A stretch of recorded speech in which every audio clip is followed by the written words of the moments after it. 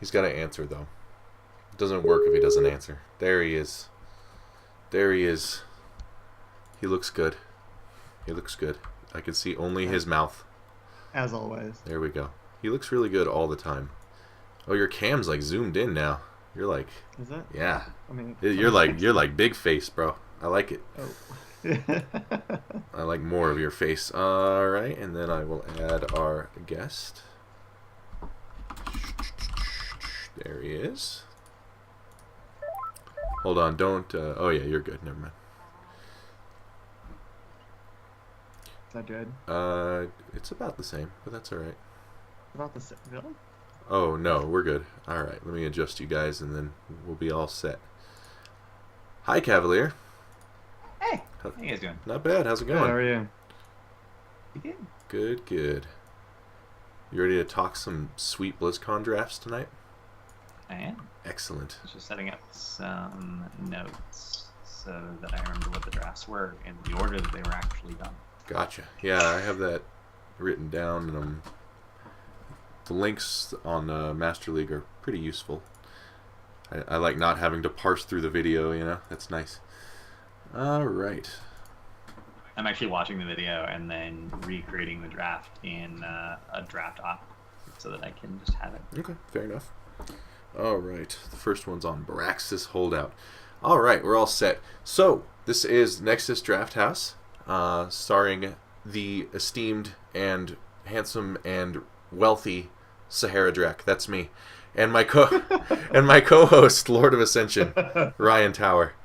And tonight, Hey, how's it going? Tonight our guest is Cavalier guest, a guy who knows the numbers. He's got deep knowledge. He's got insights that nobody else has. He's awesome. And spiffy bow ties. And I'm not sure I can live up to that intro. oh, that's weird. I updated I even updated the title, and it didn't actually update. 1 second. Nexus Drafthouse. Hashtag production quality. Episode 17 with Cavalier guest. There we go. So, Nexus Drafthouse is a show all about the draft phase of the game, a phase that is incredibly important and key to victory, and strategically deep and worth talking about. So, we're all about enhancing your draft knowledge, maybe teaching you some things you didn't know, and helping you improve your games, and just helping you enjoy watching pro games when they're doing the draft phase. So, yeah. I suppose we could just jump right into it, yeah? Yeah. All right. So the first game you picked was on Warhead Junction from the BlizzCon finals, grand finals between Ballistics and Fnatic. Yes, this is the game that everyone This lost their is throat. this is the game, yeah. It's like This game. screaming. I know people who still haven't recovered their voices 100%. Yeah. Went to BlizzCon in the audience. Yeah, it was. And they're just bonkers. It was intense. This was like the finals were kind of one-sided, but this was the game that was like, man, that was a good game. This was a fun game to watch, for sure. So well, and it's interesting because Fnatic and Ballistics were both like, you know, Ballistics in an interview recently said that Fnatic was the toughest team they scrimmed against at BlizzCon because all the teams were scrimming together during BlizzCon, and Fnatic's was, you know, said if we can outdraft Ballistics a couple of times, we can, you know, take the game away from them. Mm-hmm. But this is the only game where I actually think they succeeded in doing that. right. So is that why you picked this draft? That's why I picked it. Okay. See how to outdraft Ballistics. This is an example. Yeah, he's tuned in on the theme of the show here. It's true. It's true. All right. So this was, I believe. Let me see. This was game 3 of the series. With first pick Ballistics. Yeah, first pick Ballistics. So the first thing they do is ban. And the person they ban is... Sorry, I'm looking at my notes. They ban Muradin first. Does Ballistics. Now, Muradin is... He's been around a long time. He's an old vet of the ban phase. And he's a highly contested tank. What do you think of first banning Muradin in general and in this game? So... when you're talking about the tank meta right now, I know everyone's been complaining about this for a few weeks now. The complaints actually started before BlizzCon, and carried on right up to BlizzCon. There's really only 2 complete tanks in the game. That is, tanks that have the ability to initiate fights for their team, grant vision by being a mobile ward and breaking rotations that they can do safely because they have an escape, soak damage in team fights. They can trade their health for the cooldowns of the enemy team and not die, which is obviously something that's really, really important to do. And peel for their team. They can make it so that it's very difficult to get to their own backline, either by putting a lot of pressure on or by having enough mobility to always be on top of the divers who are trying to get into the backline. Those are the 4 things that tanks are really supposed to be able to do. Johanna can do like 3 of those things, but she doesn't have an escape. Right. She kind of makes up for it by having wave clear and having a bush check mechanism in shield glare. And Tyrael kind of has conditional peel. It works against some heroes and not against others. And he's a different kind of tank, for sure. And he supports dive comps. Right. Is what he's really good at. So he doesn't need to peel as well. If you're diving in with him, then the other team is the team that needs peel. Sort of lacking in the actual tanking department. Yeah. Right. Yeah. So Murd and ETC are the only 2 tanks in the game, at least at a competitive level. By banning one, you're saying that either we're going to get ETC and you're not going to have a real tank, or you're going to be forced to ban ETC and we're going to be able to pick up one of the strongest heroes in the game, and then it kind of doesn't matter what we pick for tanks on either side, because we're both going to need to have a draft that fixes those flaws. But since we're picking first, we have first pick of the heroes we want. Right. It puts you in a really bad position normally. Yeah, it's either we get ETC or we get a super comfort pick or like just a really powerful pick on the map. Yeah. So always a strong ban. Well, even on this map, I think Murden kind of excels a little bit because of how large the map is. Having to have that sustain with the second win and third if it's picked up is really helpful. Oh yeah. When you're traversing such a large map. Yeah, absolutely. So. And Cavalier knows a thing or two about warriors and tanks. He wrote the guide on tanking, and I'll link it here in chat. Very informative write-up by Cavalier about tanks in general there, so make sure to check that out. So I'm working on the support one next. Are you? Nice. Well, that's exciting. Looking forward to that for sure. So we're going over to the first ban from Fnatic here. So they opt to give ETC up basically and ban out the Illidan. And this is something that Fnatic was doing pretty much all of their games against Ballistics. They focused really hard on banning out the high-impact melee assassins in their first rounds, because, of course, the Koreans mechanically are just so incredibly strong. Illidan's not a hero we've been seeing a lot of in like the North America, the European meta, but he never dropped out in Korea. He's always been a consideration, and I think a lot of Western viewers, they only see Illidan banned, because they'll go to watch like Super League, and they'll just see Illidan first banned every single time. And they'll think, I don't get it. Yeah. But they scrim with Illidan every single day. And if you watch, someone like Rich play Illidan on stream, like Rich bodied Dignitas 2v1 when Dignitas was in Korea boot camping and playing on the Korean ladder. He just killed Bakery and Athro by himself as Illidan. So what is it about Illidan that the most Western viewers don't get to see that makes him so impactful here? I think for people who don't get to see that kind of play out. I think it's the timing of his abilities, the anticipation of dodging all the skill shots. If you dodge the majority of the skill shots and you time your evasions correctly to not take that auto attack damage when you really need to be healing up, and you can stutter step correctly to always stay on top of your target, so you're always getting the self heal, Illidan just doesn't die in most 2v1 situations if you can consistently pull that off. Very rewarding to extremely high level play. Right, and I mean, we haven't seen Hunt very often lately, but Hunt is good on this map. Duelists, I love it on this map. Duelists in general are good on this map. Illidan's one of the best duelists in the game. Right.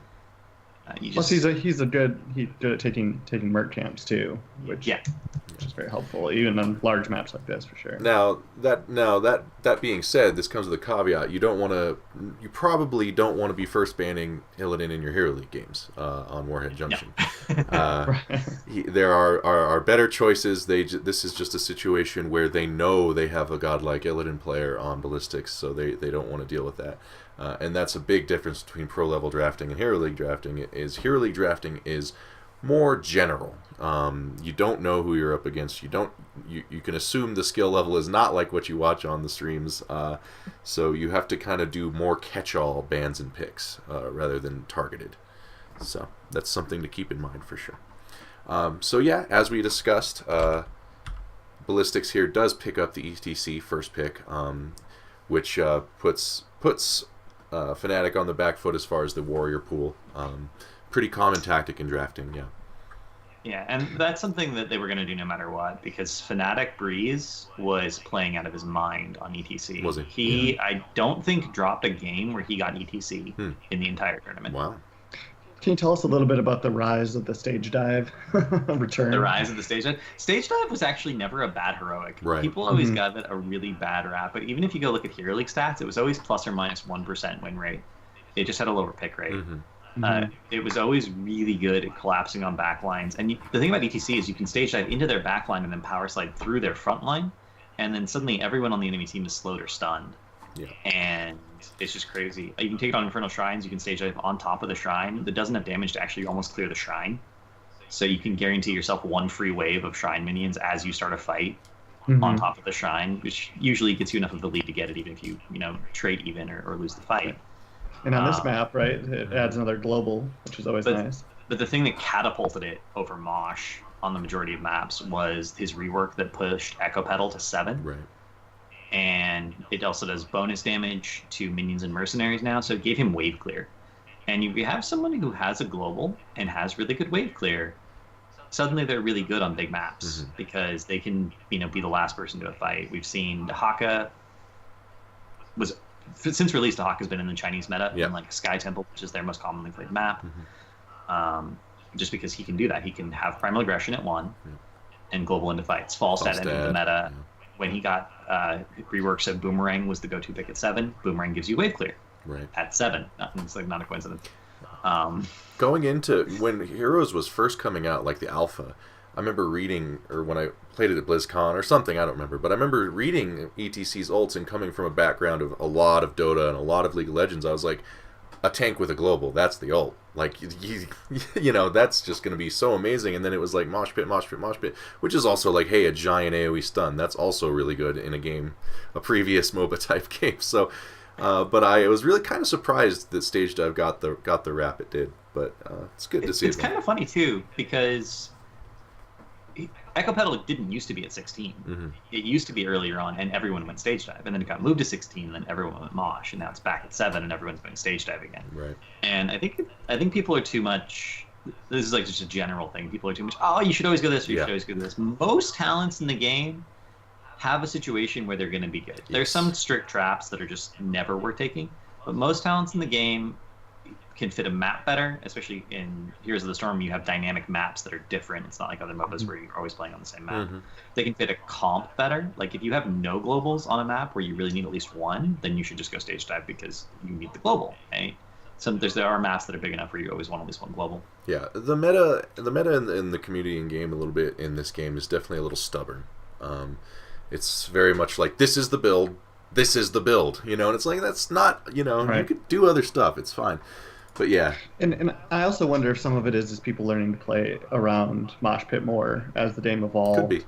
And that's, of course, different at different levels of play, but I really think that at a semi-casual level that a lot of players sit at, right?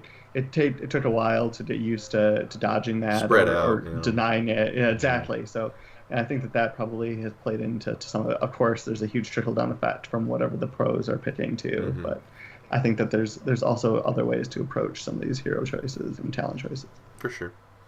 All right, well, going over to Fnatic's first 2 picks, they do take double globals here. They pick up Falstad and Brightwing. Yeah, and this is the map for it. There's 2 to 4 nukes per spawn, and normally you're happy if you can get half of the 2. So if there's 2 spawns, you get 1, you're fine. But when you have multiple globals, you're in a situation where realistically you're going to get 3 out of 4 or 2 out of 3. And if you can consistently do that, then you just win the game. It's just because you'll have more nukes than the enemy team does. Also, Falstad gives them a lot of control over boss fights. Right. And Peekaboo gives them a lot of vision in the same way. and that actually became super relevant in the game. Fnatic with these picks is setting themselves up for a specific strategy where they abuse globals and abuse the fact that they have better boss control to force Ballistic to constantly fight over boss points. Right. Once Fnatic is even a tiny bit ahead. Yeah, and they're crucial heroes on this map for sure, and a lot of people are. It's easy to forget the other advantages with heroes like these besides the global, because the global's so apparent. But yeah, Gust on a 2-boss map is so good, so useful. So yeah, cool. Anything else about these two picks before we move on? I mean, they both are globals that also have wave clear, which is a consideration. They can both kind of push a lane. Brightwing's Q, Arcane Flare, does reasonable damage, and of course Falstad. You would normally think Falstad has a lot of burst damage, but he actually went full auto attack. Oh, really? For this particular build. This was Seasoned Marksman, Hammer Gains, Secret Weapon for his 1, 4, and 7 talents. And you can't know that in the draft, right? You can't know what talent build the tier is going to go in the draft. Falstad's a hero that can actually do a lot of burst or a lot of sustained damage. He has that flexibility. And it really mattered to Fnatic's comp that they were going to have a high sustained damage dealer because they were going to pick up a burst damage dealer later on. And you always kind of want one sustained damage dealer and one burst damage dealer. And then sometimes you want a third damage dealer, sometimes you don't. It just depends on the draft. But you want burst and sustained damage. Right. Yeah. And Falstad, you pick him up, you have that flexibility of going either way. Versatility for sure. Yeah, that's something to consider that I didn't consider often. So yeah. So heading over to Ballistic's picks. This is where they get a little. This is where it gets a little. The draft starts to get a little juicy. They pick up Zeratul and Li Ming, and the Zeratul pick. I was like, huh, okay, what's that about? So Zeratul in the pro meta is considered a really good counter to Falstad with Vorpal, because what happens is you get on top of Falstad, he barrel rolls in the early game, and you can Vorpal or Blink onto him, and then later on he'll have Gust. He can Gust you away, and then you Vorpal onto him. So you can always, if you can outplay the Falstad, you can always kill him. Right. As Zeratul. Okay. So you're looking at the Brightwing, whose only defense is Polymorph and maybe Pixie Dust for the block. You're looking at Falstad, and you're like, well, Zeratul can kill both those heroes. This is a map where there's going to be lots of 1v1s, lots of people who are kind of on their own, especially if they have a global, because they're going to be their job to, grab the nuke and then fly up. We can have Zeratul potentially gank one of the globals and take a nuke. Right. Now, do you think this is Zeratul better at this now, or worse than this now that he's been kind of semi-reworked? I think at the pro level, Zeratul is strictly better. I think his skill ceiling was increased considerably, and his skill floor was also raised. So I think the average player is going to be worse at Zeratul, and the average player was already pretty bad at Zeratul. Zeratul's just a really hard hero. He's not easy, yeah. But I think after some practice at the high end, Zeratul is going to be a regular feature in professional drafts, just because his outplay potential is significantly higher. DT I meta. I really enjoy watching Zeratul get picked, because I love how much potential control his Void Prism adds to the game. And I think that knowing when to use it and how to use it and how people play around it is fascinating to watch. So I was really excited to see this pick up. Clearly it didn't work out for them in the way they expected, but I really liked the versatility of the hero. And I think it's fun to see stealth. So I thought it was a good pick. It was also kind of a preemptive pickup, because the only two tanks left to some degree are Tyrael and Johanna, and Tyrael's decent with Brightwing because Brightwing doesn't have any burst healing, but Sanctification gives you space. It gives you 3 seconds of space for Brightwing's tricks to work, to get a little bit of healing. Basically gives you burst mitigation in the form of Sank, and then Brightwing is the sustained healing over time, so you're sort of splitting the support role between the tank and the regular support. But Void Prism completely shuts down Sank, because Sank is a ground effect that trickles out and continues to expire when Void Prism is put on top of it, so Sank does nothing. That's a great point. Yeah, cool. I again see this guy just drops knowledge on me, man. I don't even think about these things. So they do ban Fnatic here, ends up banning out Malf. Now well, we haven't talked. We didn't talk about. Main. Oh, I'm sorry. All that poke. I was talking about Zeratul. Yeah. The Leeming fits in the Zeratul because if you're having the Zeratul rotate to the global, then you're going to need some way of delaying the other objective, and just poking it out. So if you think about the poke heroes in the game, heroes that have extremely long range abilities, it's pretty much just Leeming and Chromie. Mm-hmm. But obviously you don't want to draft Chromie into full stat ever, because a good fly and she just dies in the 1v1. Yeah. But Leeming, heavily independent, lots of poke. She can snowball fights incredibly hard with her trait resets if you're just hitting all your skill shots, which I mean this is a Korean Leeming player.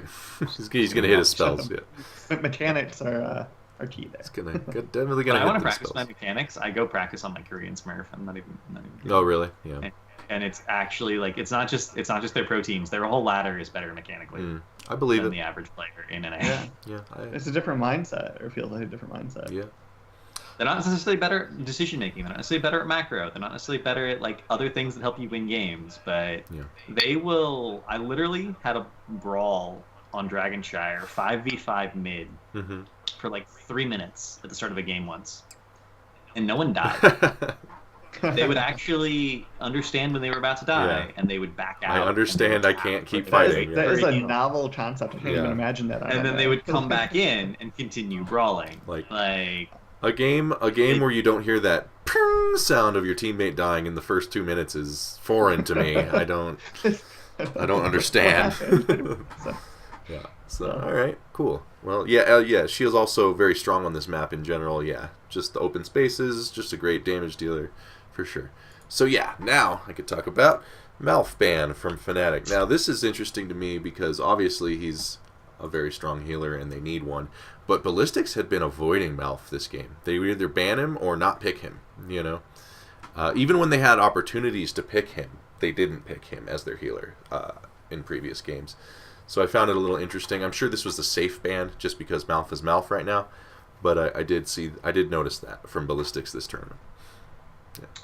I mean, it's not like Ballistics doesn't play Malph. Right. They were avoiding a little bit. Part of that is, except for Merryday, I think all of the Korean support mains don't like Malph very much because there's no burst option. Right.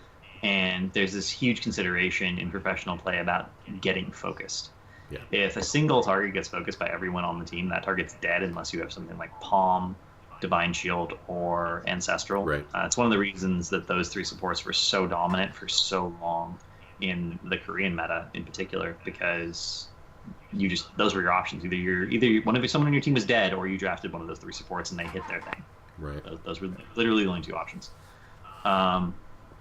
As we've transitioned over to a consistent double tank meta, you always have two frontliners that have relatively high health pools. Right. Other supports have started to come in, or you've seen more double support comps where that isn't as big an issue. Particularly, if you have a Tassadar picked up, the shield works as a burst heal on a 5-second cooldown. It's actually the largest non-heroic burst heal in the game by a significant margin. The shield is bigger than even Uther's Holy Light, for instance, which is on a 12-second cooldown. It's like a long time. TAS shields are really nice for sure. So okay, I mean Malfurion. So having said that, but that's why Ballistics doesn't like him. But why did Fnatic ban him? Right. I think it's a better question. Right. Why did Fnatic ban him? Yeah. There's two good reasons that are already apparent in the draft. The first is Power Slide into Roots is guaranteed 2.25 seconds or 2.5 seconds of lockdown, because Roots is 1.25 seconds and Power Slide is 1.25 seconds. Right. That's a lot of lockdown. Yeah. Brightwing can take cleanse. In fact, it did cleanse in this game, but it's only available, every 45 seconds. Zarya ult. Yeah. Right. And that synergy is too good, especially when you pair it with a Leeming. It's like just a roaming death ball. Those three heroes together can pick off pretty much anyone who's not a tank. Right. Sometimes even some of the tanks, like they can just kill them. They just die. Also, the level 16 upgrade for Roots is the same size as Void Prison. Yeah. So Roots, as a follow-up to Void Prison, guarantees that anyone who gets Void Prison is stuck in that Void Prison, and they're stuck in the root. Oh wow. And that means all the follow-up is guaranteed to hit. Right. Oh, I did not realize that. And you have Twilight Dream. So you have Root into pretty good Void spell. Prison into Root into Twilight Dream. All that synergy. And people just die. Yeah. Dying is usually considered pretty bad. Yeah. Also, Twilight Dream is a silence. Silences are pretty good against particular heroes. We'll talk about that a little bit later on in the draft. Right on. But just from what they could see already, Malfurion would have been such a good pickup that even if Ballistics has kind of been avoiding it and they don't prefer it, there's no way they could let it through the draft. Right. Okay. Well, it definitely answers my question. So Ballistics goes to their ban phase here, and they ban out Dahaka now. The other tank that was sitting around was Johanna, but obviously Dahaka has a global on Warhead Junction. Do you think there's anything else to this ban? I mean, he was being played all week. Yeah. Rise of Dahaka, seriously. He was sleeping. I mean, everyone in China was already playing him. It's just the rest of the world was a little behind. Yeah. He got played a lot in scrims leading up to BlizzCon. And I think part of it's the global. But part of it's also the concern about combos with drag. Drag usually isn't something that can set up on itself, but if you drag a polymorph target, that's actually pretty easy. Yeah. And Zeratul is fragile enough that he really depends on his displacements, his blinks and his vorpals to save him to save him and dodge skill shots. He's got to get out. That's not a thing. Once if you get blink in, get polyed, and then get dragged. Yeah. Right. And the global and the wave clear, which is always a consideration. Absolutely. Because if you're looking at Ballistics draft right now, they have ETC no wave clear until 7. Zeratul has Rend, and Li Ming's wave clear is awkward because you have to get up on the side of the minion wave and orb the middle, and even that doesn't completely clear the wave. Like their wave clear right now is pretty limited, and if you have more wave clear than your opponent, you can just push right onto their buildings. There's really not a lot they can do because your wave is there, taking those shots, adding extra damage, and it's just very difficult to deal with. That's why sometimes we see this dynamic of pick comps versus wave clear comps. We'll have a comp that has worse wave clear but better CC lockdown, and we'll have a comp that has more wave clear. Whenever you see Zul picked up, you'll notice that the other team immediately starts picking up Kerrigan and other heroes that can just kill someone. Yeah. Right. Yeah, and his ability to off-soak lanes and wave clear is definitely a big factor into his popularity, I think, lately and in this tournament and in general in China. So, yeah. Okay. We're at Hatpin next. Well, not to mention, it actually just lowers the warrior pool even further, right? I mean, it's just... Sure. Oh, yeah. They're definitely choking the pool. So far, Muradin, Dahaka, and ETC are off the table. Right. So it's... Johanna Tyrael. It's Johanna Tyrael that are left, and then there's a few off tanks or double tank compositions that could be viable. EU is really famous in a way for playing a lot of Leoric still. A lot of other scenes don't. They still play Arthas on some maps, not this one, but on some maps.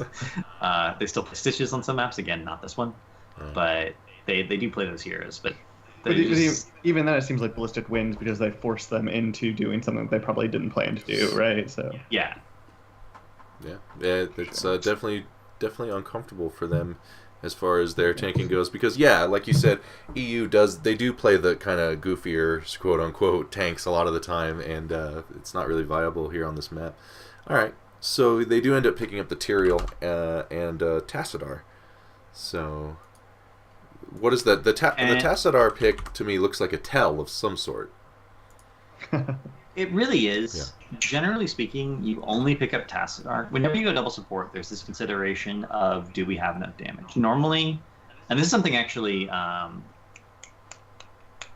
Niventic said when they first went to Korea in spring. They were doing an interview after the fact, and they would be scrimming with Korean teams, and they would look at the Korean drafts and be like, I don't think those Korean drafts have enough damage. And then they would get bodied and die 27 times.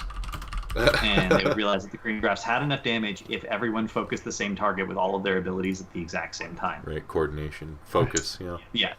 So most drafts actually have enough damage as long as you have a couple of heroes that have the assassin label. Like, literally 2 is enough in the vast majority of cases. Right. That's just a question of getting everything onto the same target at the same time. Focus Fire in Hero League is pretty poor, which is why people don't have that same experience as the pros do. Well, NA got significantly better at that once they had that experience in Korea of like, oh yeah, we all need to focus the same target. And it'll be easier. The Tyrael pickup here I thought was kind of interesting because typically we talked about, right, he's used in a dive comp. Third comp doesn't look very divey at all so far. Right. And clearly that they did choke out the warrior pool here some. And Sancт is always nice to have, especially if you think they're going to try to force him into boss fights, right? But so, to talk a little bit about that and what really went into this. So this, and this is why they picked up the Tyrael. It actually has to do with this smite. Okay. The increased movement speed, it's on a 6-second cooldown. If you run over it, you move 20% faster for 2 seconds. Mm-hmm. That applies to you and anyone on your team that runs over it. In addition to that, his Eldruin's Might slows by 30%. So if you slow down the enemy team and speed up your team, relatively speaking, your team is moving a lot faster. Right. And he also has a shield as well as Tassadar. It's a smaller shield, on a slightly longer cooldown, but it does add more to the mitigation. And whenever you're talking about double support, your fights are going to go on for a little bit longer in the majority of cases. We saw some really long fights during this game that lasted, some of them lasted for more than a minute. Right. And Zeratul is a hero that you need to chase down if you're going to kill him. He's going to blink out. So I guess I see what you're saying with the slow and the smite. Makes it a little easier to hunt him down if he tries to flee. So if you look at their whole comp, they like Li Ming's hard to chase down. She has a teleport. Zeratul has a teleport. ETC has Power Slide as an escape. Plus, he can knock you back with Face Melt. Yeah, that's a really good point. Difficult. And the Tassadar pickup has a lot of things. And we were talking about heroics. I'm going to talk about his other heroic when we get to Tracer, but they ended up going Sank for this game. And Sank is just something that you can also use. A lot of times it's used offensively. We're going to dive in and kill someone. And it's kind of like Divine Shield in that sense. But you can use Sank defensively. You can be like, well, they're about to secure a reset for the Li Ming. No, we're going to Sank that. And then we're going to smite them. And my teammate on top of my sanctification is going to be able to get away. Yeah.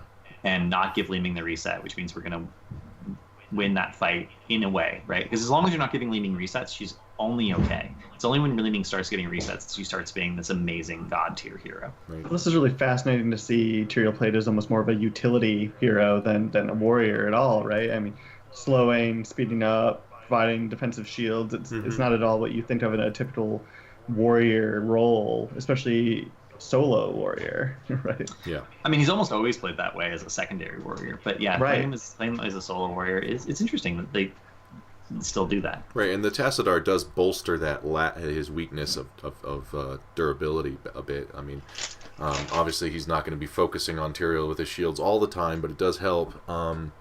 So you like the Tyrael pick. So I guess who's winning this draft right now at this point? I'm going to say Fnatic's kind of winning right now, primarily because their other option was Johanna, right? And they didn't have...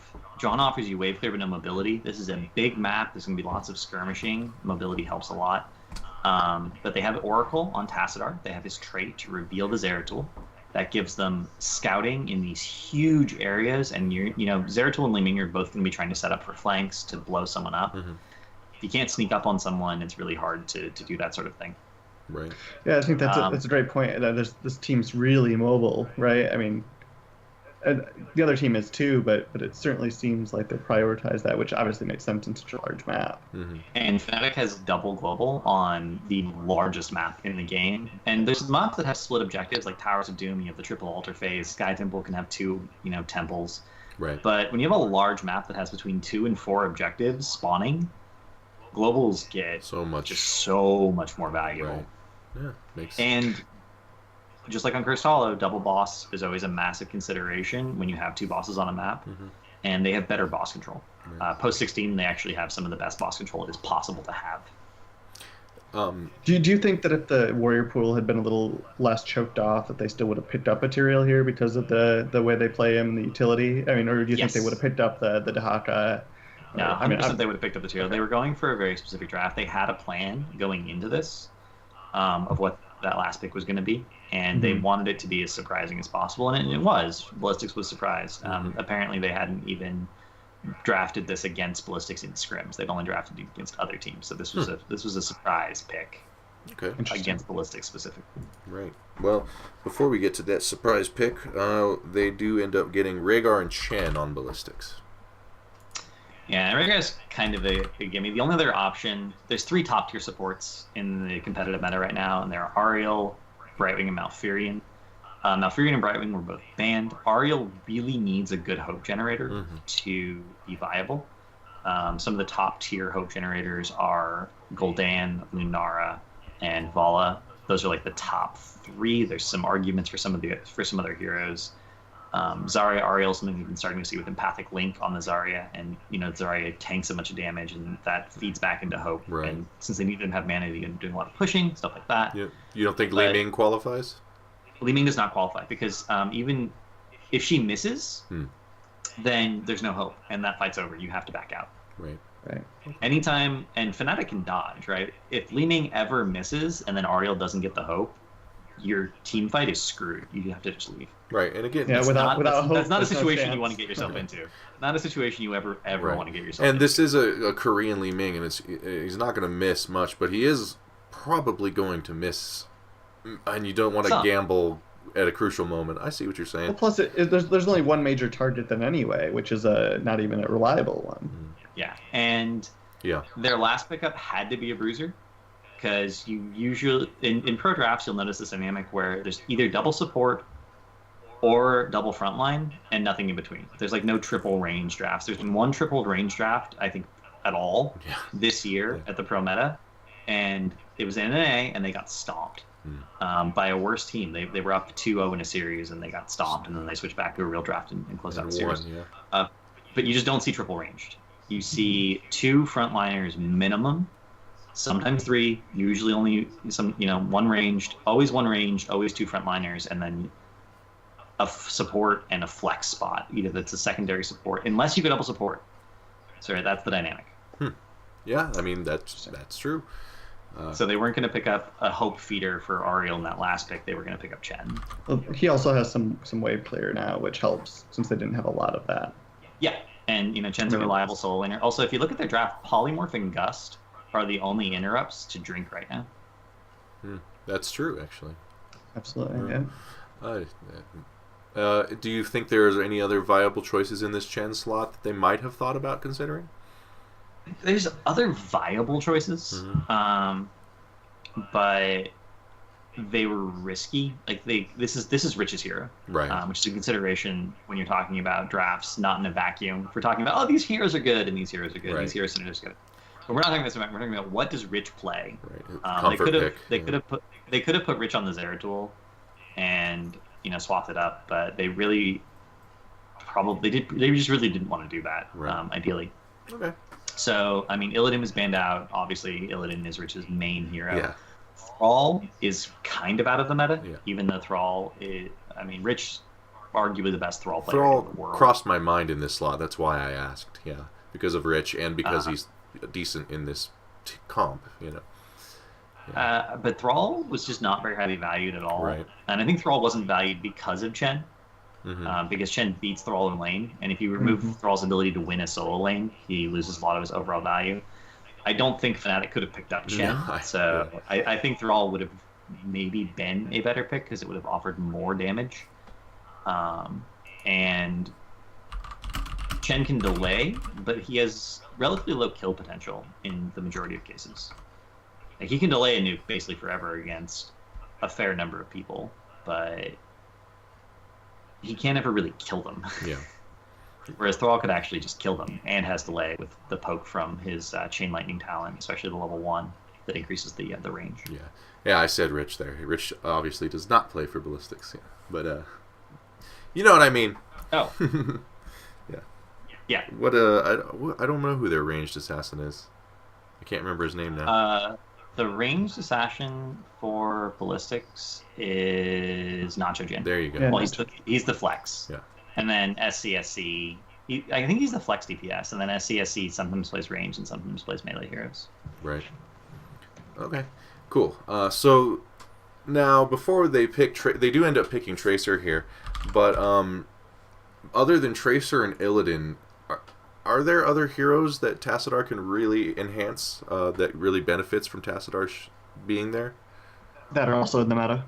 Yeah. Normally the heroes we see enabled by Tassadar are the strong melee heroes because they have harder hitting. They tend to have pretty hard hitting auto attacks, and if you have a melee hero who dives in and does their damage and doesn't die, that's really good. Yeah.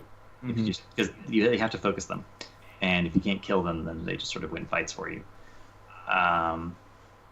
The top melee picks for that are Sonya, Illidan, and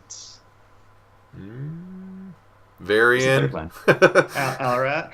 Varian. Alarak does have a decent auto attack. Am I saying not a third one? Am I just crazy? Maybe there's not a third one. Kerrigan? Kerrigan, actually, with her buff to her auto attack, does kind of qualify. Yeah.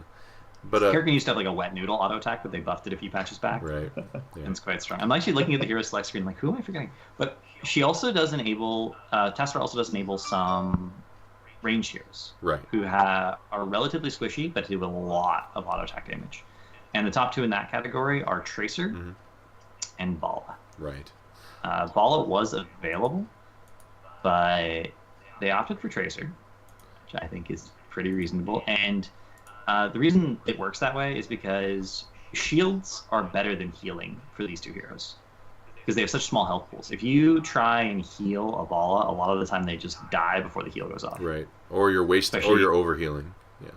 Or you're overhealing. Yeah. But shields, great. Also, leeching, the talent at 4 Tassadar shields, keeps them healed up. Yeah. For sure. Right? I mean, Tracer attacks so much, so frequently that, yeah, the leeching plasma is huge for her. It almost gives her like an Illidan-esque trait, you know. Right. So. Yeah, it's really strong. I'm actually gonna I'm gonna check the numbers on this. Check the numbers. That's what we like. We like numbers. I think it's pretty close to being true, but I want to make sure it's literally true, just to blow people's minds. Yeah. So we're all right. Yeah, you found it. 513. So we're postulating that Tracer with Tassadar and leeching plasma is the same as Tracer having Illidan's passive trait. So to put this in perspective, Plasma Shield on an ally at level 1 is 513. Tracer's health pool at level 1 is 1200. Oh, okay. Well, it does like double her. So the shield increases her health pool by about 50%. Right. That's pretty big. And then and then obviously they both scale at 4%, so that's like a consistent thing that exists for the rest of the game. Right. Where she just suddenly has more health, and if someone has more health, they're harder to kill. That's why tanks are harder to kill, because they have more health. Yeah. And she's already not the easiest one to kill to begin with. So well, because of her mobility. But I think a lot of people, they think about Tracer being mobile, they're thinking about the blinks. She actually runs at the same speed as everyone else. And when you're talking about heroes running at the same speed, they're actually not that mobile once their cooldowns are used. Yeah. She has slightly more than the average, but with Tyrael, that's actually not true. Everyone on Tyrael's team just runs faster. Right. Good point. Good point.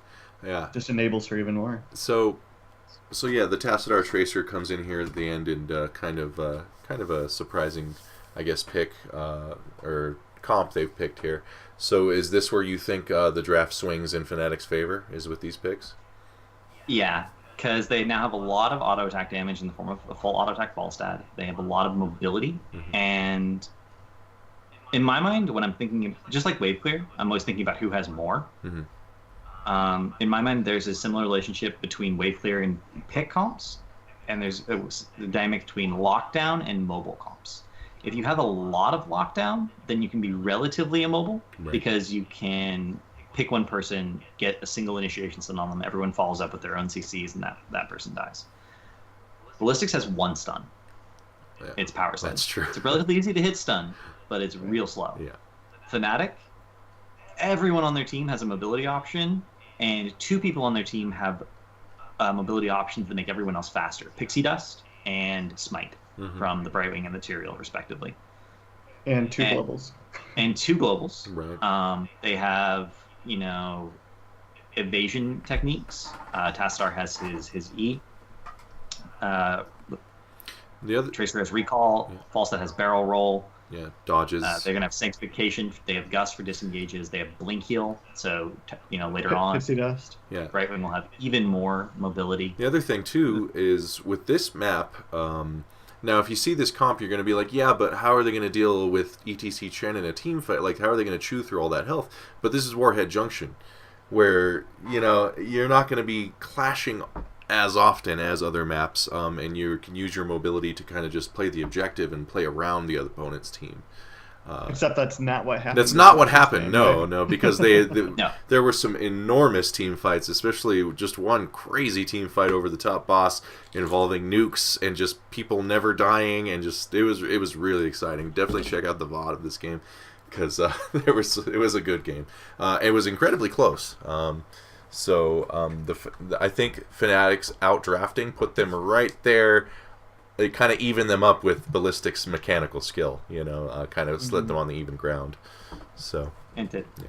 And that's it's kind of funny. There's a sort of a delta. If you have a lot more movement and they have very little lockdown, you're going to be able to literally run circles around them. And they did. We saw examples of Tracer just like walking into the back line, killing Li Ming, and then leaving. Yeah. If you can't stop her, she's going to just do whatever she wants the whole game. It's really bad. Yeah, if you can't just lock her down, Azul root, just a nice targeted stun, something like that. Okay, cool. So yeah, Fnatic did end up winning this game, but I definitely recommend checking out that VOD if you didn't get to see it. So yeah, we can go on to our second draft of the evening, which was on Brax's Holdout, and it was between Fnatic, once again, who was going to be over here on the left, and MVP Black. So this is the semifinals. Semifinals. This is game 4 of the series. Yeah. So, oops, I closed my thing. There we go. All right. So Brax's Holdout. Very interesting map. Obviously a newer map. What are these? What did when they played Braxis? What were we seeing in this tournament from the pro teams? What sort of game comps? We were seeing a huge prioritization on, for the most part, at least one global per team. It's just something you always want to think about on Braxis, how you're going to win the 4-man, and then how you're going to make it so that your 4-man can help your 1v1. How are you going to tie the 1-man for as long as possible or win the 1v1? Sometimes we'll have a kind of a rock, paper, scissors dynamic where certain solo laners have an advantage over other solo laners. And there's kind of this weird game of chicken where who's going to pick their solo laner first so we can counter it. And then you get to a point in the draft where like, well, we have to pick this because otherwise we won't have good team fights. So we're gonna have to deal with the fact that we don't have a good solo lane. Right.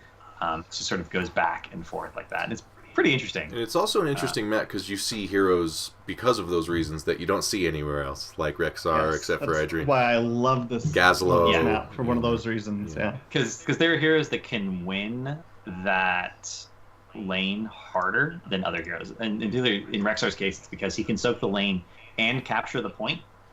And how do you make sure he's not pushing onto your towers and getting all that experience while you're trying to take the point away from Misha? You can't be in two places at the same time unless you're Rexar or Vikings. Right. So it just doesn't work. Doggy Bone asked in chat earlier, "What do you think Rexar is a good hero?" And I said map dependent, and this is definitely a map where he is a good hero. So this is Rexar's best map. Yeah. MVP Black actually regularly bans Rexar on this map, unless you see that coming up momentarily. Yeah. Right. But this is the map. Right? This is the map to play Rexar. He has a similar dynamic on Dragonshire. Yeah. We've seen teams play him on Dragonshire quite a bit, actually.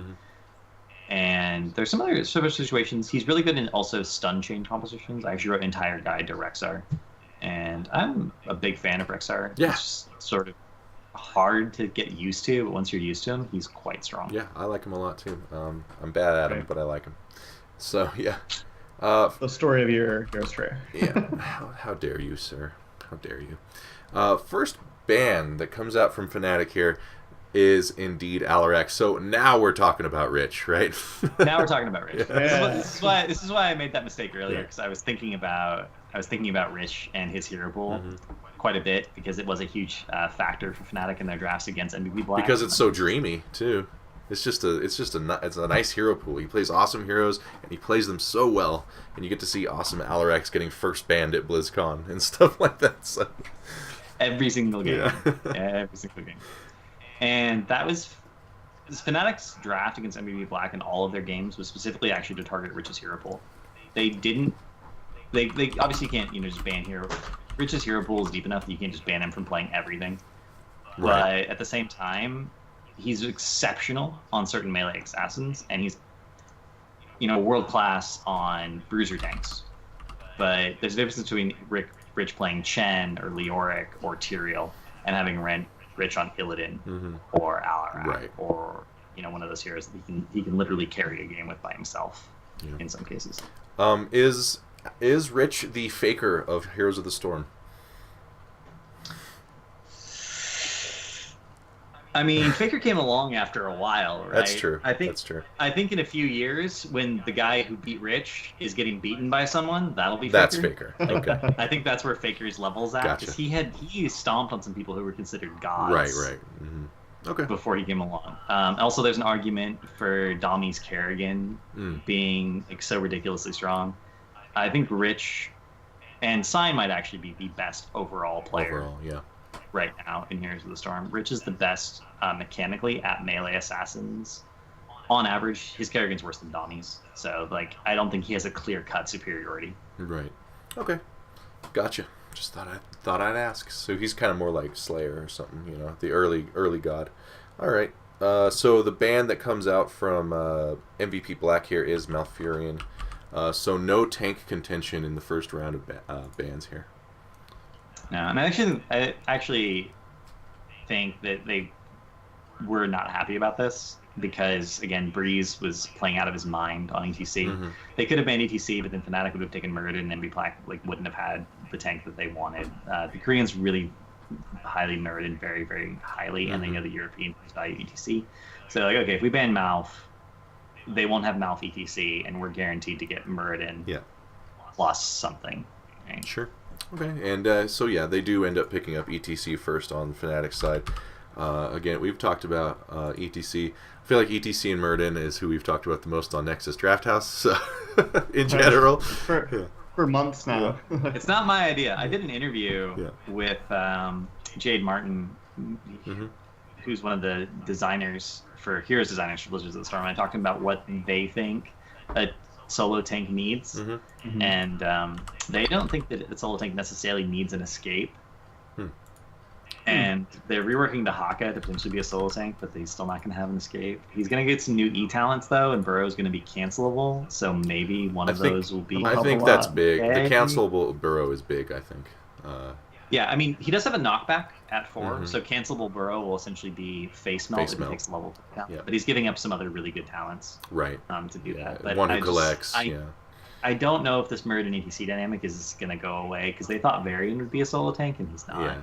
So, speaking of your interview with Jade Martin and Varian, there's an article I'll link right there in this chat, and that is an article we just posted recently about Varian Rin, featuring the interview with Jade Martin by Cavalier guest. So make sure you give that a once over and read about Blizzard's ideas on solo tanking and just my thoughts in general on Varian.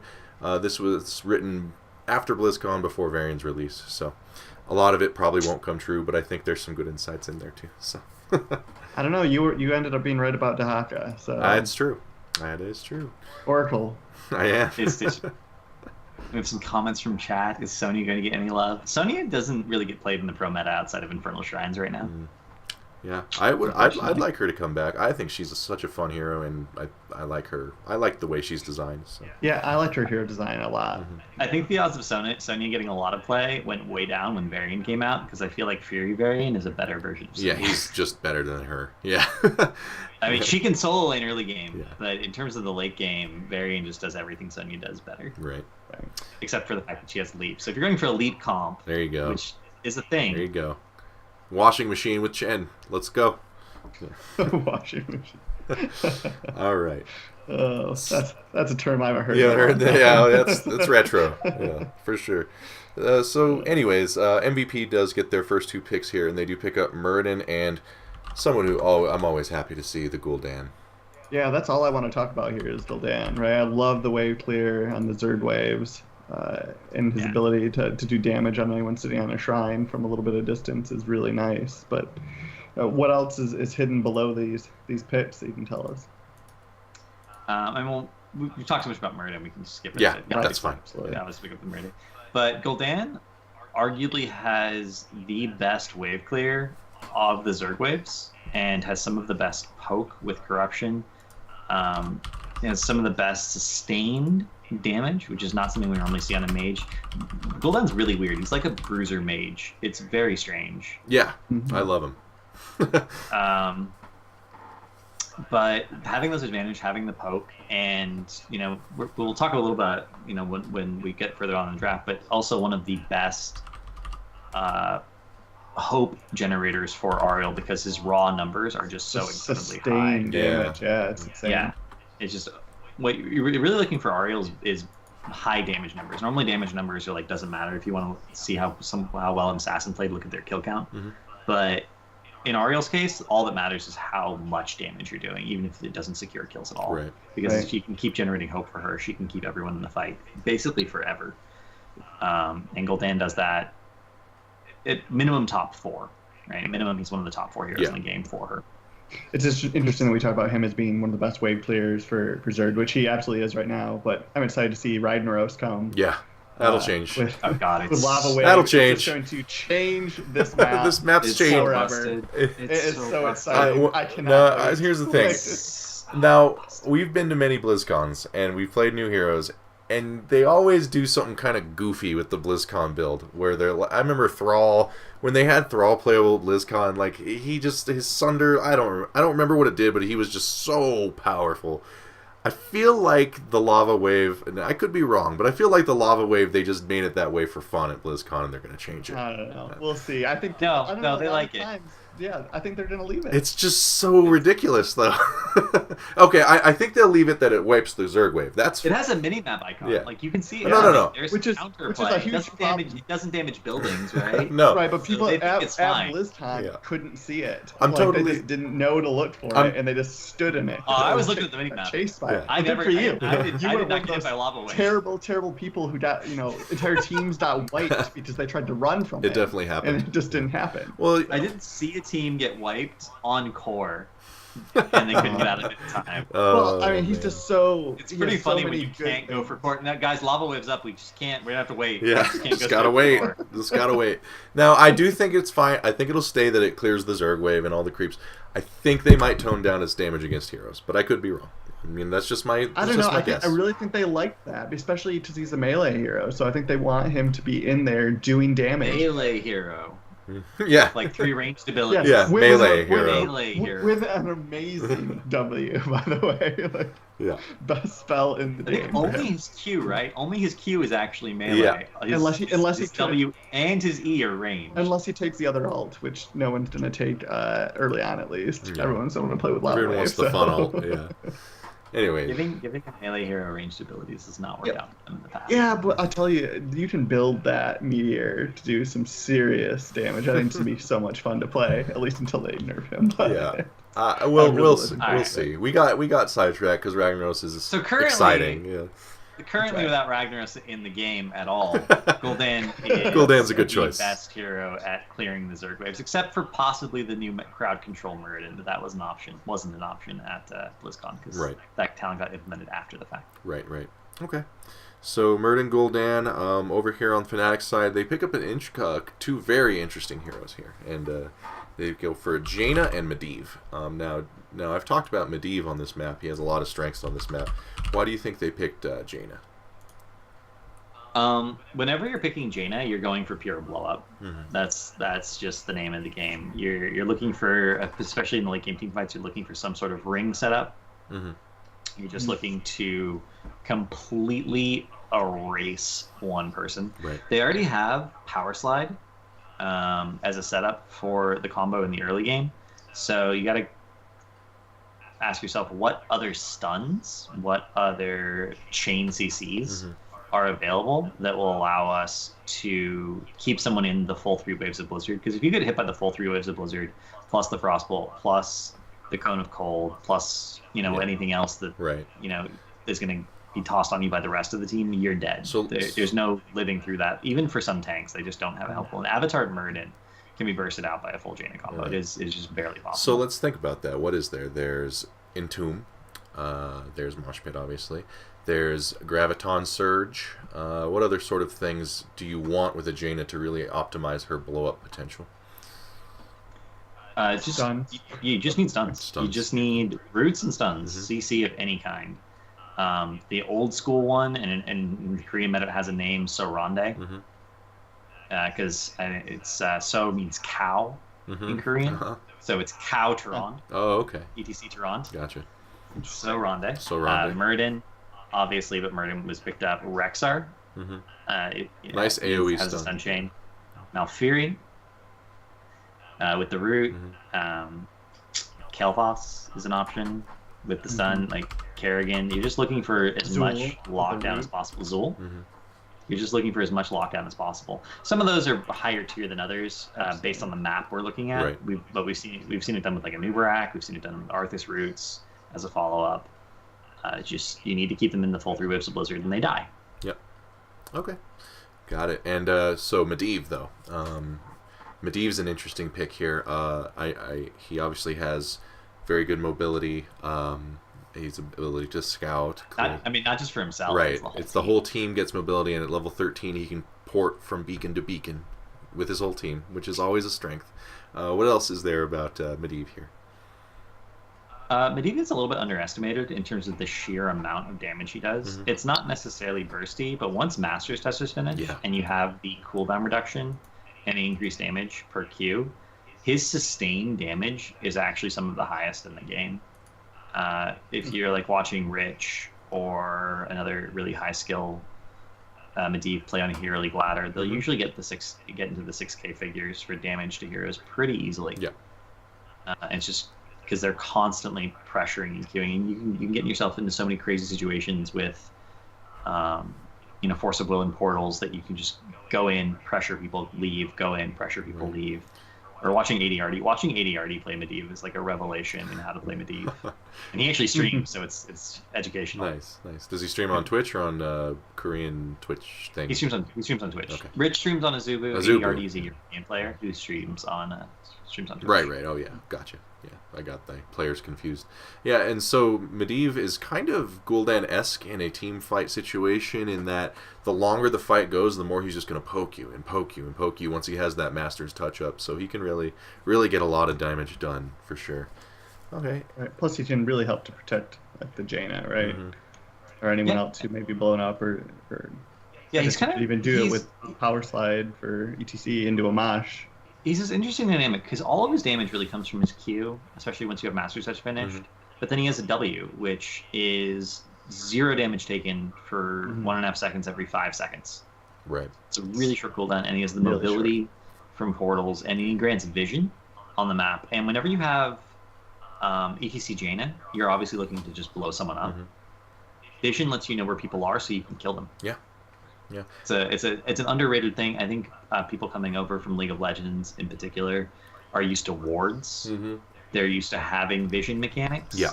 Just as something you can have on any hero.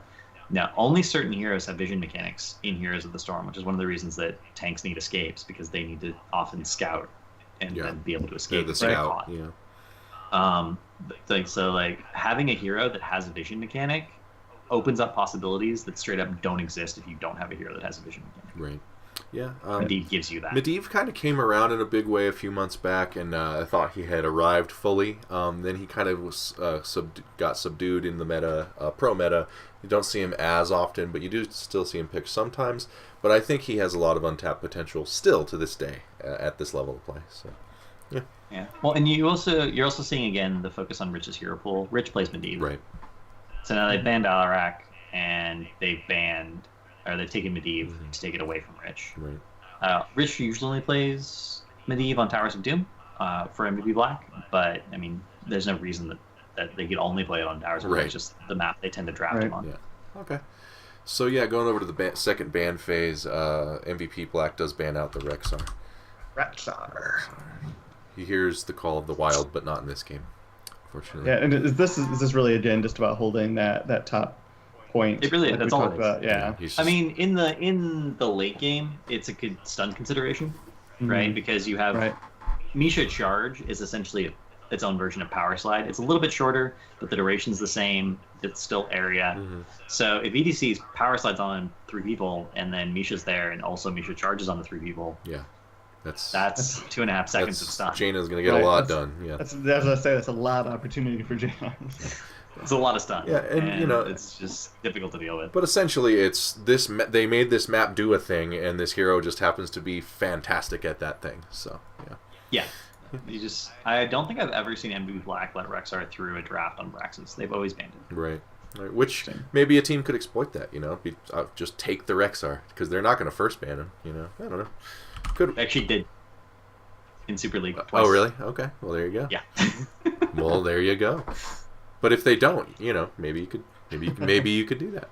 So, Fnatic does end up banning Lieutenant Morales here. I thought this was an interesting ban for sure. Do we have some thoughts on that? They were banning cleanse supports. Okay. So if you think about the supports that have cleanse, which I think Brightwing, after the rework now, it's Karazine. At the time, everyone had it except for Ariel, Tyrande, and Tassadar. Mm-hmm. Malth has already been banned out, and again, there's 3 top supports in the meta right now with some situational pickups. Mm-hmm. Ariel, Malfurion, and Brightwing. But Meriday likes playing Morales. Morales gives a team global on this map at 10 with medevac. So the Malfurion ban from Move Black was because they didn't want Malfurion ETC to be on the same team.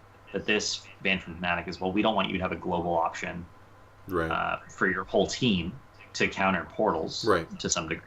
Okay. And we don't want you to have cleanse, because if we ban Morales, you have to take either Brightwing, which has no burst heal, but has cleanse, or Ariel, who has a burst heal but no cleanse.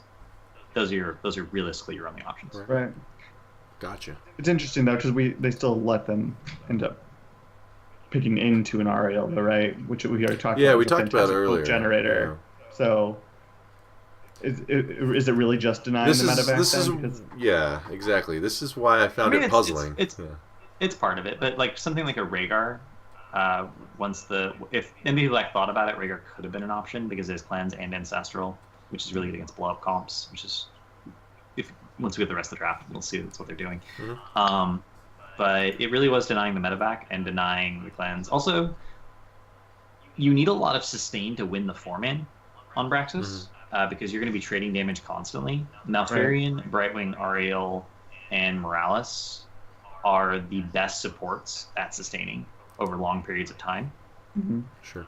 Because either they're very efficient healing per mana, or they have constant healing, or they have monolith healing, or there's some combination of factors of those. And 2 of them have globals, 2 of them don't.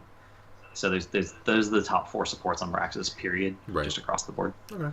I get you. And one of them is banned. They banned one of the other ones. They banned the one they were personally most afraid of, I think, is the consideration. Okay. Gotcha. All right, so they do end up picking the Ariel here. Obviously, very strong with Gul'dan, so they let... Oh, what's up? Sorry. I'm going to make one more point about Medic. Please go ahead. They were planning on picking up Tyrande. Back in the day, when Tyrande was broken for like 3 months, it was 2.5 months, but it felt like forever. Felt like an eternity, yeah. Heroes Rising happened in January, and we saw Cloud9 actually let Tyrande through a draft as second pick, which didn't happen at the time. People were just so afraid of Tyrande, they didn't let her through. And then they picked Medic to counter her, and they won handily. And why is that? Yeah. It's because of Safeguard. Okay. The huge benefit of Tyrande in blow-up comps is Hunter's Mark. And Safeguard reduces damage taken by 25%. Hunter's Mark increases damage taken by 25%. It's like you don't even have Hunter's Mark. Hunter's Mark. Yeah. And then it's just a question of, can you outdamage Morales' healing? And the answer is usually no. Right, okay. So Morales can actually save people from Tyrande comps in a way no other support can, except for like Uther with Divine Shield, and that's obviously on a much longer cooldown. Okay. Interesting. That's a good point. Good point. But yeah, so they do end up with the Ariel Falstad here. Yeah. And Falstad has the global. Ariel feeds off of Gul'dan. What else? Not to mention, there's Gust there, Gust, right? Which is always nice to have. always a factor. I mean, Gust is always nice to have for disengage. But when you're trying to capture beacons as well, if you're close to finishing the beacon, you can just gust them off. Even if you can't win the fight, you can just gust them and get those few extra seconds of, we have the beacon, it's our beacon. Now we have the Zerg wave, and we're ahead.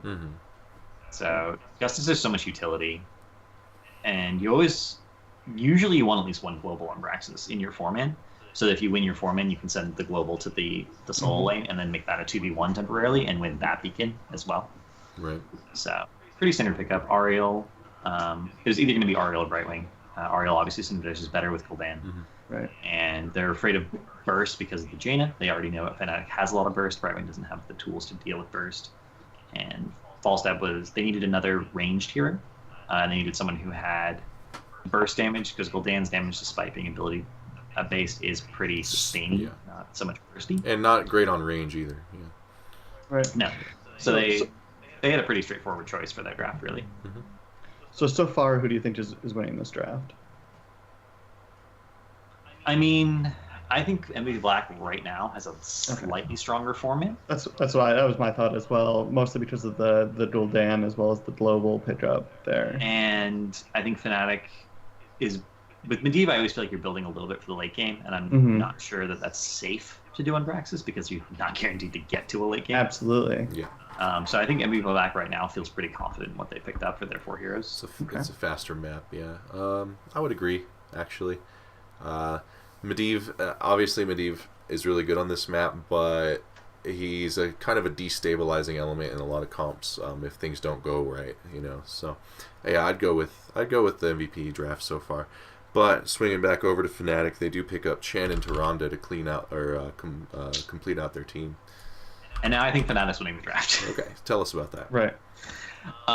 So Chen doesn't necessarily lose to anyone in lane. Alarax is the most difficult matchup, but Alarax been banned. So of the remaining heroes, Chen at worst ties.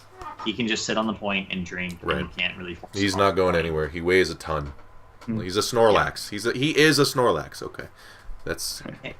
So Fnatic's only question is, can they win the 4-man? Because Chen will hold the top lane handily. Not even a question. He'll be absolutely fine. There's some danger of Falstad flying in on him and making it a 2v1, but normally he'll be able to get away back to his towers and be fine. And then there'll be a 4v3 in the bottom lane. Fnatic can start to push in. Right.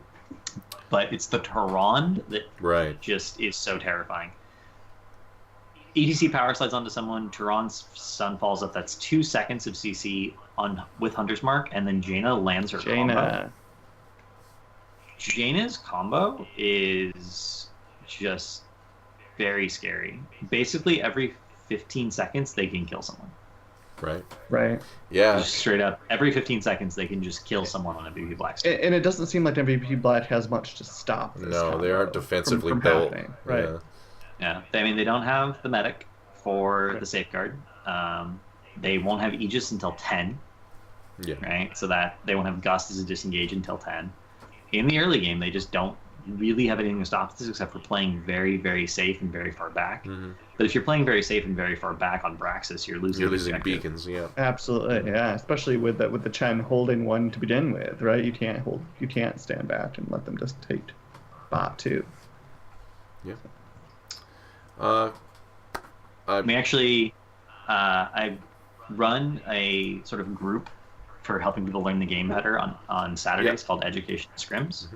Normally it's myself and a pro player or another high-level streamer who are captains for viewer teams, and we actually have viewers come in and we'll do drafts and talk about these dynamics a little bit, and actually play a game with the heroes and talk about which talent builds to go for and what the strategy of the composition that we drafted is and how we're going to execute it.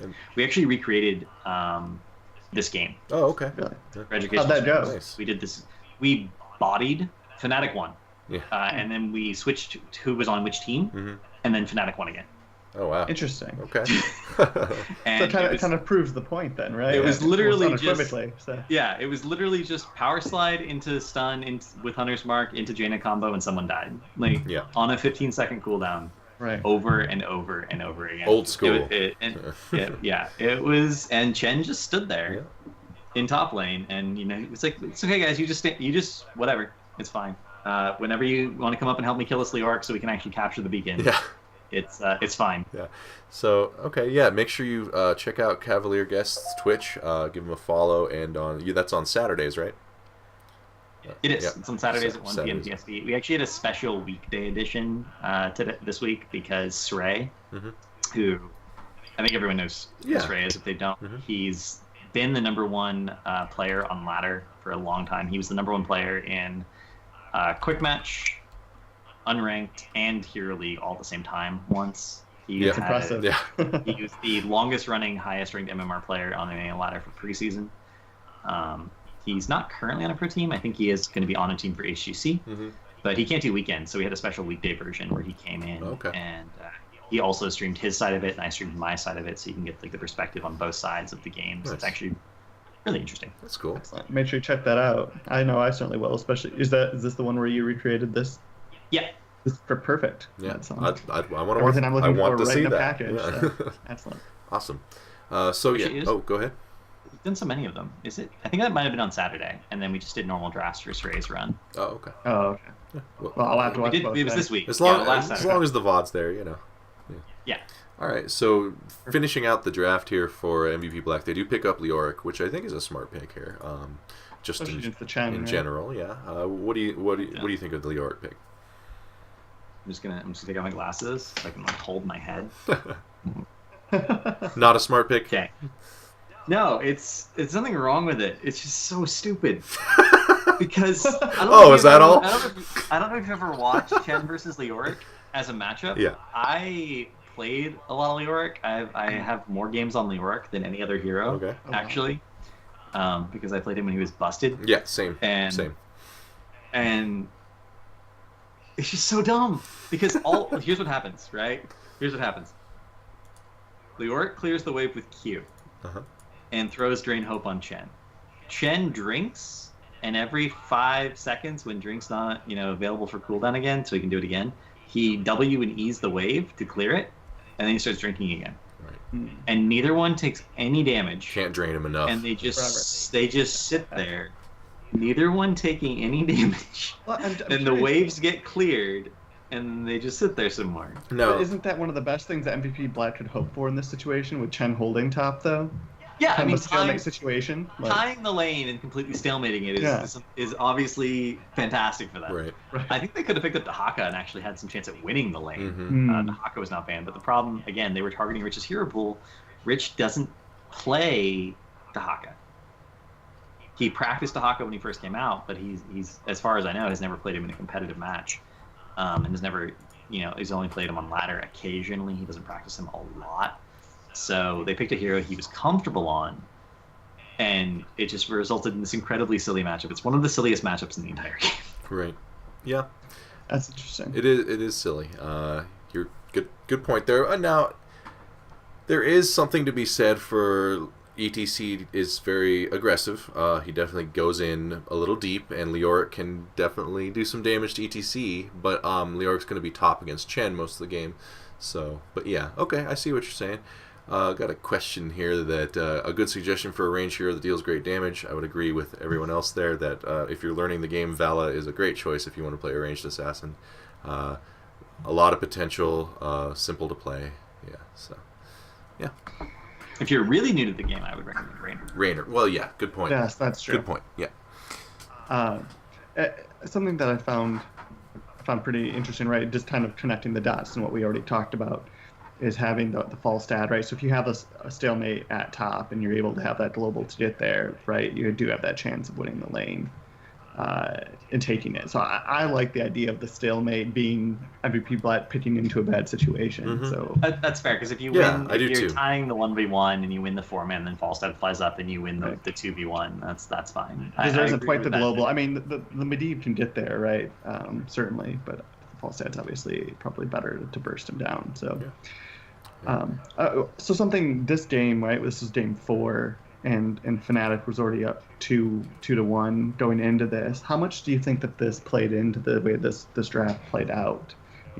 Korea on the brink of being eliminated for the first time in a major tournament. And I mean, I was there live, and MVP Black. We all were. It was amazing. Looked. Fnatic just looked pretty calm. They looked like they were very confident in what they were doing. MVP Black looked a little agitated from where I was sitting. So I think that they might have been a little upset. I don't think that they expected to lose to an EU team. Yeah.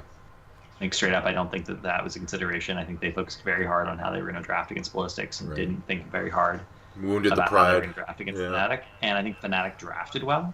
I think actually in every single game that they won, Fnatic outdrafted MVP Black by a large margin. Right. And drafting really matter. It's Even key. though the Black mechanically is perhaps a better team, I think there's a strong argument for that. Mm-hmm. They lost the drafts and they lost the games as a result. Yeah. Now Fnatic was it Dignitas or Fnatic that went and trained in Korea before BlizzCon? It was Dignitas. It was They boot Dignitas. camped in Okay. Korea.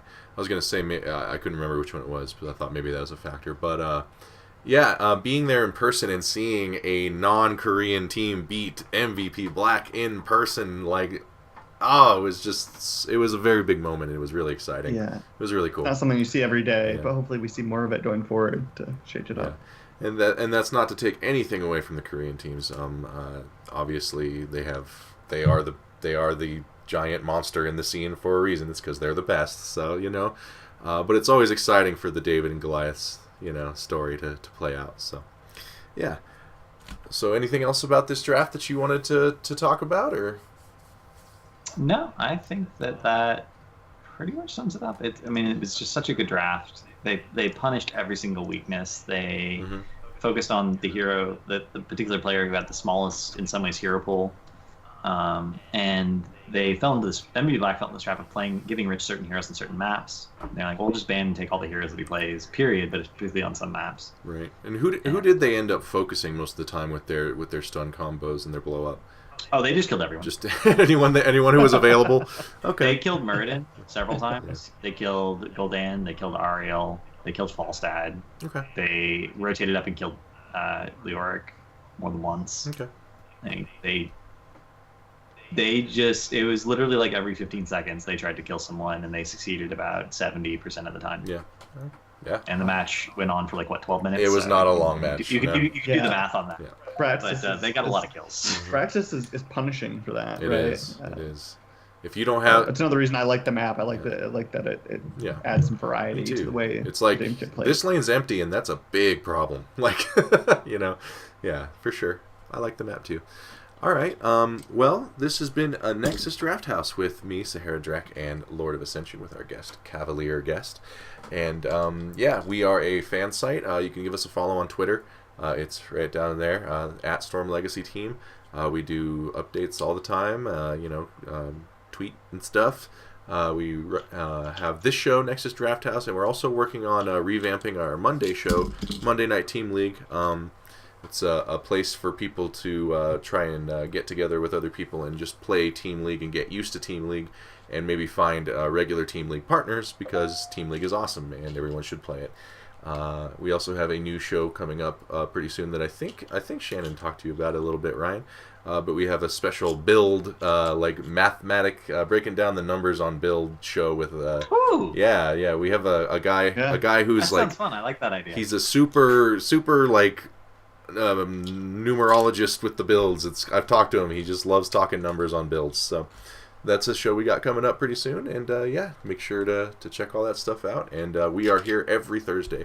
I love how many new players we saw in the chat tonight. It's so exciting. I love the marketing blitz from Heroes lately. Welcome to Heroes of the Storm. Hope you stay a long time. And learning to draft is very, very important, and we're here to help you do that every single week on Thursdays. So I'm going to play some Hero League.